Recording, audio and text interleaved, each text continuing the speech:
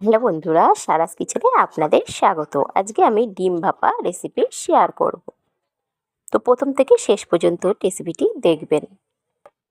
প্রথমে আমি ডিম সিদ্ধ করে রেখেছিলাম, গ্যাস অন করে নিলাম, কড়াই বসালাম, ডিমটাকে ভেজে নেব। কাঁচা ডিম দিয়েও ডিম ভাপা করতে পারেন, তো আমি এখানে একটু ডিমটা ভেজে নেব।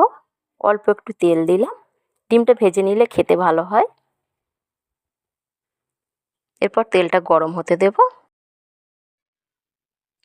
অল্প একটু হলুদ দিলাম, এরপর অল্প একটু লবণ দিয়ে একটু নেড়ে নিয়ে ডিম দেব। এখানে 6 পিস ডিম আছে, ডিমটাকে সুন্দর করে ভেজে নেব।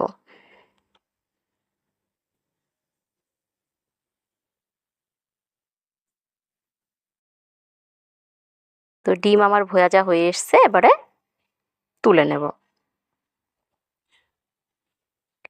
এবার ডিম ভাপার জন্য মশলা বানিয়ে নেব। এখানে কালো সরিষা নিয়েছি 1 চামচ, সাদা সরিষা 2 চামচ, কাঁচা লঙ্কা দুটি নিয়েছি, পোস্ত 2 চামচ।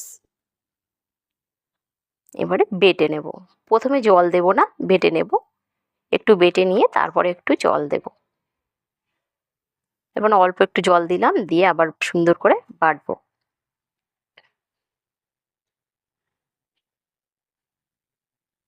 বাটা আমার হয়ে গেছে। এরপর মশলা মাখিয়ে নেবো ডিম ভাপার জন্যে।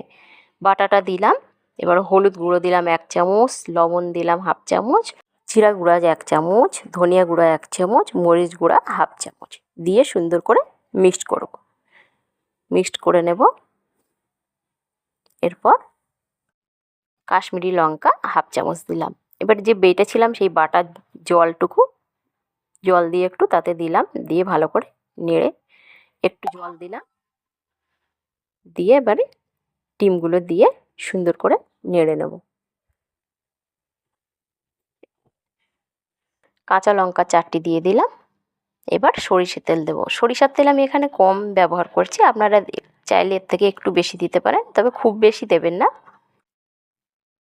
এরপর আমি কড়াই বসিয়ে রেখেছিলাম জল গরম করতে, দিয়ে সেখানে আমি ভাপাতে দেব। এখানে স্ট্যান্ডটা দিয়ে হচ্ছে না, ঢাকনাটা খোলা থাকছে, তার জন্য আমি স্ট্যান্ড দিলাম না।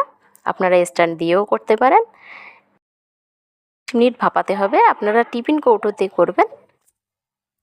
আমার টিফিন কৌটোগুলো বাড়িতে নেই, তার জন্য আমি ডিশ দিয়ে তাতে ঢাকনা লাগিয়ে সেটা দিয়েই ভাপাচ্ছি।